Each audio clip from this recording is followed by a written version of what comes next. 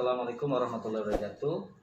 Kembali lagi bersama saya Tambong Sudiono dalam program Takso Suara Indo Media Relasi Satgas COVID-19 bidang komunikasi publik BNPB tentang protokol kesehatan dengan penerapan perilaku 3M, memakai masker, menjaga jarak, dan mencuci tangan dengan sabun. Adapun tema kita pada hari ini yaitu COVID-19 bisa dicegah dengan disiplin penerapan protokol kesehatan. Hadir sebagai narasumber kita pada hari ini yaitu Bapak Henry Alfius Escape ME, Kepala Dinas Kesehatan Pengendalian Penduduk dan Keluarga Berencana Kabupaten Skadau. Selamat pagi, Pak. Ya, selamat pagi. Selamat pagi masyarakat, terutama Kabupaten Skadau secara keseluruhan. Salam sehat. Siapa? Baik, Pak Kadis, saya ingin bertanya terkait dengan bolehlah sedikit diceritakan kondisi COVID-19 yang ada di Skadau untuk saat ini, Pak. Bagaimana perkembangannya hingga hari ini? Untuk keadaan Kabupaten Skadau saat ini, kita secara zona kita masuk pada zona oranye karena memang terjadi ada penambahan kasus oleh karena Dinas Kesehatan sudah mulai melakukan kontak tracing dan testing secara masif sekarang, karena kita sudah mengoperasikan satu laboratorium PCR yang menggunakan alat TCM, dan kita kerjasama dengan pemerintah Kabupaten Sintang, di mana kita menghibahkan reagen PCR. Kita menggunakan alat combat, mobil combat Sintang, sehingga dalam minggu-minggu ini jadi sudah terkonfirmasi secara kumulatif ada 124 yang sembuh. Itu ada sekitar 112 orang yang sudah sembuh. Jadi yang kami pantau sekarang yang konfirmasi aktif hanya 22 orang. Dirawat itu ada 4 orang.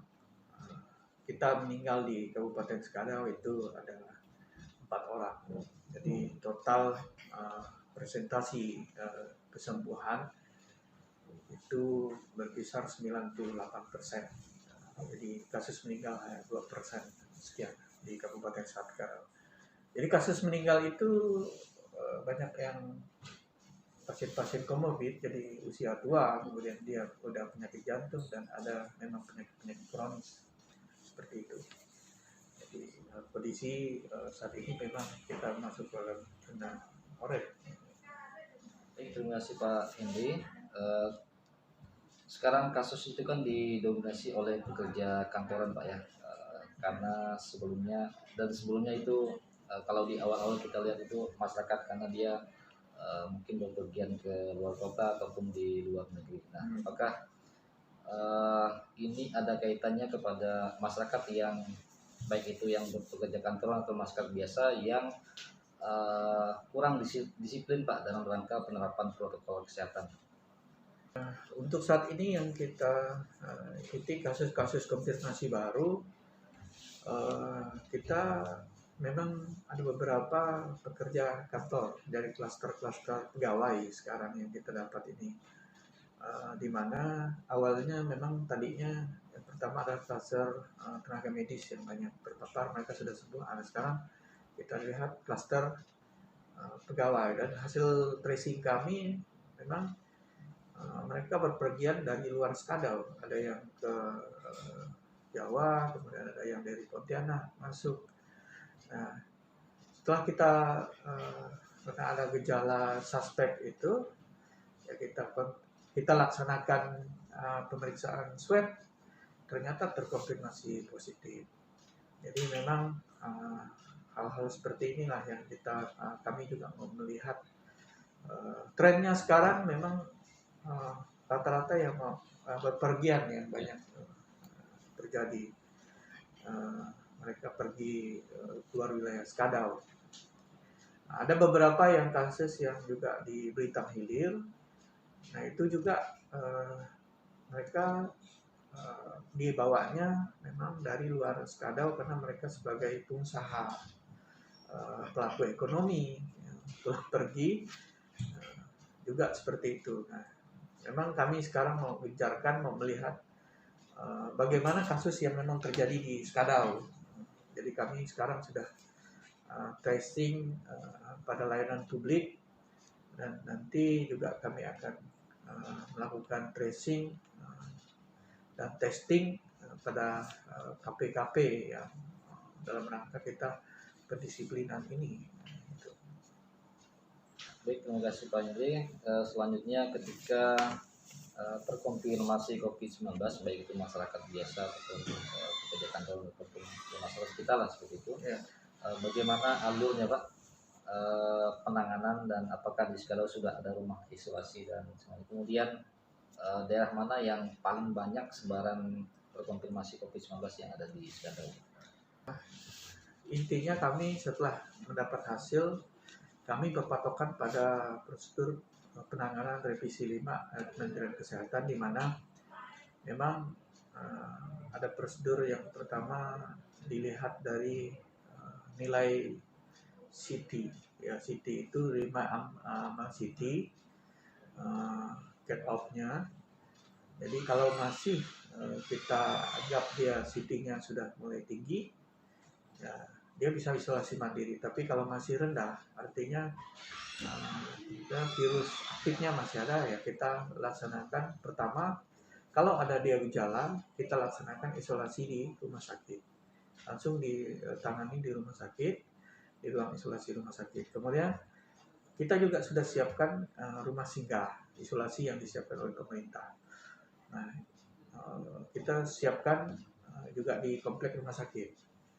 Nah, kalau memang tidak bergejala, nilai CT-nya sudah tinggi di atas 39, nah, kemudian dilihat juga viral load. Tapi kami selalu berkoordinasi dengan dokter di rumah sakit sebagai dokter penanggung jawab. Bagaimana keputusan ini? Apakah karena mereka yang menentukan. Jadi kami melaksanakan apakah dia isolasi mandiri atau isolasinya di rumah sakit. Ya. Untuk saat ini seperti itu. Nah, kapasitas rumah sakit kita juga, kita ada 10 tempat tidur, sekarang juga masih ada. Kemudian yang isolasi rumah singgah transisi kita ada 12 kamar, 12 kapasitasnya. Nah, nanti setelah itu baru kita kerjasama dengan pemerintah Kabupaten Sintang kalau memang itu sudah kasus berat. Nah, seperti itu. Kecamatan yang paling banyak? Ya, kecamatan yang paling banyak Skadau Hilir. Skadau Hilir memang sekarang Skadau Hilir sudah banyak kasus. Hampir mendominasi, yang 22 itu hampir 10. Kemudian kedua Blitar Hilir. Nah, kami memang melihat ini pergerakan orang di Skadau Hilir dan Blitar Hilir ini memang menjadi sentralnya. Yeah. Kalau di kecamatan lain kami belum temukan, tapi perilaku perjalanan ini harus kita hadapi juga. Dan trennya kita ingatkan bahwa setiap musim liburan panjang, tren kasus meningkat. Jadi ya kami sudah antisipasi untuk hal ini supaya menghimbau masyarakat supaya tidak melaksanakan libur panjang ini. Baik, dengan adanya pandemi COVID-19 ini Pak, yang kita ketahui sudah kurang lebih 8 bulan terakhir Pak ya. Ya. Apakah ada pengaruhnya terhadap aktivitas masyarakat untuk melakukan kegiatan-kegiatan, terutama untuk berobat Pak di rumah sakit ataupun di puskesmas? Jadi kalau kami ikuti sekarang, justru masyarakat memang sudah hati-hati. Ya, jadi hati-hati sehingga kunjungan masyarakat di pusat layanan kesehatan memang ada sedikit penurunan. Kemudian kasus-kasus juga yang tadinya trennya pada bulan-bulan ini meningkat ternyata berkurang. Ini juga apakah ini memang masyarakatnya tidak melapor, atau memang kondisi karena orangnya di rumah kan. Tapi pada intinya memang ada sedikit penurunan. Sehingga kami Dinas Kesehatan beberapa saat lalu kami jemput bola. Jadi kita pusatkan layanan-layanan langsung ke membantu wilayah-wilayah puskesmas pada daerah-daerah. Jadi di samping kita bisa monitor masyarakat apakah betul tidak terlalu parah ataupun karena sakitnya, kami melihat memang kami yang melakukan jemput bola pelayanan melalui pelayanan daerah terpencil. Jadi disitulah kita lihat memang masyarakat kalau tidak terlalu parah dia tidak seperti dulu lagi. Jadi memang dia, tapi kalau kami kunjungan juga banyak juga, terutama pasien-pasien kami yang orang-orang sudah tua yang tidak mampu fasilitas layanan. Kalau dulu kunjungan mereka berusaha datang, tapi sekarang juga mereka ada. Tapi ya intinya setelah kita kunjungan ya masyarakat juga ya artinya memang tidak juga separah ya selama ini mereka. Ya. Dan saat ini udah mulai kunjungan udah mulai agak normal. Kasih. Ini kan di Skadal ini kan kita beragam Pak ya, begitu etnis maupun agama. Nah ketika mengempanyekan protokol kesehatan kepada masyarakat untuk terus menerapkan protokol ini, apakah ada kesulitan selama ini Pak dalam rangka mengempanyekannya 3M ini pada masyarakat? Sebenarnya tidak ada persoalan untuk melakukannya karena kita memang terutama media teman-teman di medsos, di baik dari Satgas di pusat, Satgas penanganan COVID pusat, kemudian penanganan COVID di daerah. Jadi yang saya lihat untuk mengkampanyekan ini kita sangat dibantu lah dengan teman-teman media sosial. Kemudian kami juga menggandeng tokoh-tokoh, ada tokoh agama, terutama pastor, pendeta, dan para kiai untuk mereka tidak henti-hentinya untuk mengempanyekan kepada masyarakat karena sama ini tidak tingkat kerjasama keterlibatan tokoh masyarakat, tokoh agama yang kami lihat sangat membantu.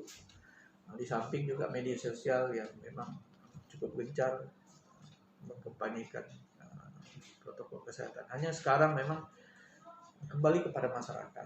Karena penanganan COVID ini adalah bukan kepada kuncinya bukan di orang lain, tapi diri kita sampai vaksin itu ditemukan. Jadi kalau kita disiplin, itulah kuncinya, maka kita akan terhindar. Jadi kembali kepada masyarakat itu sendiri perubahan perilaku. Ya, selanjutnya apa nih Pak upaya-upaya yang telah dilakukan atau program-program yang telah dilakukan oleh Dinkes Skadal dalam rangka mengkampanyekan 3M untuk memutus mata rantai penyebaran COVID-19. Nah kemarin itu kan mungkin ada rapid test gratis atau mungkin kedepannya mungkin ada swab gratis dan semacamnya. Nah apa yang upaya-upaya yang telah dilakukan oleh Dinkes Skadal dalam rangka mengkampanyekan 3M kemudian ya untuk memutus mata rantai penyebaran COVID-19 khususnya di Kabupaten Skadal? Konsep penanganan dalam rangka memutus mata rantai. Jadi yang kami lakukan adalah pelaksanaan pengendalian penyakit dan ketahanan kesehatan ya, dengan melaksanakan satu tindakan prevensi pencegahan, kemudian melakukan deteksi dini dan respon cepat. Nah, jadi kami melaksanakan penguatan surveillance dan penemuan kasus dalam rangka kedua yang kami laksanakan. Dengan penemuan kasus itu kami juga memperkuat jejaring kami. Jadi sekarang puskesmas seluruh Kabupaten Skadal itu hanya 2 puskesmas yang 3 puskesmas yang sekarang tidak bisa melaksanakan kan keterbatasan tenaga. Tapi hampir seluruh puskesmas sekarang bisa melaksanakan swab test. Kita minta memang mereka mengirim sampel kepada di daerah kita karena kita sudah latih, kita sudah bimbing mereka selama ini untuk tenaga-tenaganya. Kemudian untuk penguatan jejaring lab untuk penemuan kasus kami sudah melaksanakan kalau bisa memang hasilnya kami 3 hari sudah keluar. Baik yang dari provinsi maupun yang kami kirim di Sintang maupun dilaksanakan di Skadal. Jadi Skadal itu kapasitas lab itu 1 hari bisa 20. Itu kasus-kasus yang memang gawat darurat. Jadi dalam rangka mempercepat ini dalam 30 menit kami bisa tahu hasilnya. Kalau Sintang paling lama 1 hari kita kirim sampel, besok ini sudah keluar hasil dan cepat. Kita harapkan kita kirim di provinsi juga.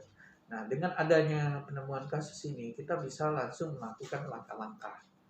Kemudian yang kunci yang penting, nah itu tadi adalah tugas kami di pemerintah. Tapi ada tugas juga yang dilaksanakan oleh masyarakat dengan menerapkan 3M itu, jaga jarak, kemudian menggunakan masker, dan sering mencuci tangan. Nah, kalau pemerintah sudah melaksanakan tracing, testing, dan treatment, tapi masyarakat tidak melaksanakan 3M, nah itu percuma juga. Masyarakat sudah menggunakan 3M, tapi pemerintah tidak melaksanakan testing juga. Jadi dua-dua ini harus sinergi, Pak. Ini dua-dua ini masyarakatnya harus disiplin. Nah, kami melaksanakan testing dan treatment secara.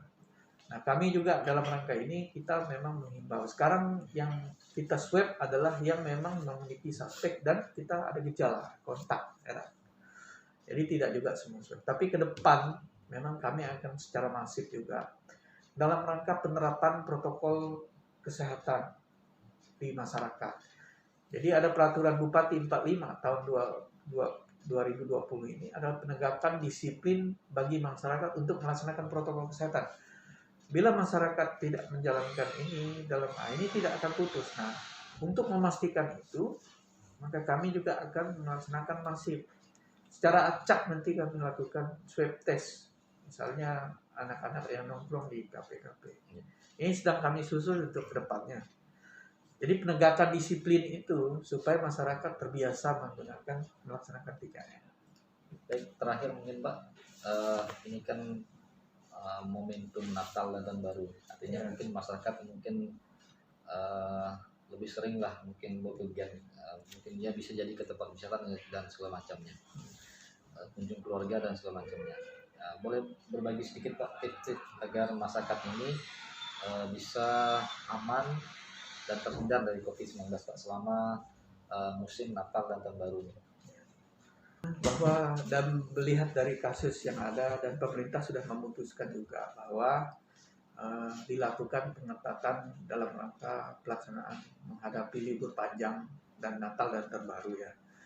Jadi pertama kami bukan melarang untuk melaksanakan ibadah atau sebagainya, tapi kami minta supaya protokol kesehatan dan kita sudah taati setelah perayaan Natal itu tidaklah kita berkumpul-kumpul, tidak kumpul-kumpul ya, keluarga paling satu keluarga pembatasan.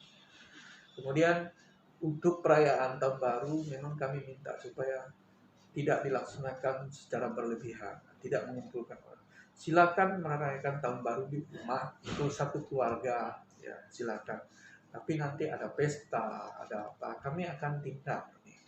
Karena berkaca dari kasus yang ada, kita tidak bisa membatasi orang yang namanya kalau sudah kumpul-kumpul. Nah itulah kasus itu sudah mulai tinggi. Jadi nanti imbauannya bagi masyarakat sebaiknya ya tahun ini sampai ini terkendali ya lebih baik di rumah saja. Kalaupun mau dengan keluarga ya kumpul dengan keluarga. Ke tempat wisata ya lihat-lihat. Kalau terlalu ramai tidak usah. Baik, terima kasih Pak Henry atas penjelasannya terkait dengan keadaan situasi COVID-19 yang ada di Skadal hingga hari ini. Semoga kita berharap kasus ini segera landai dan hilanglah seperti ini di Skadal agar masyarakat bisa melakukan aktivitas seperti biasa, melakukan aktivitas ekonomi seperti biasa, dan kita berharap agar tentu ekonomi masyarakat bisa pulih kembali. Sekali lagi terima kasih Pak Henry Albius, Escape ME, Kepala Dinas Kesehatan Pengendalian Penduduk dan Keluarga Berencana, atas waktunya. Saya akhiri untuk talkshow pada kesempatan hari ini, kurang lebihnya mohon maaf. Assalamualaikum warahmatullahi wabarakatuh. Adil Katalino, Majuramin Kak Saruga, Bahasa Ingat Kak Dibata. Baik, harus sehat.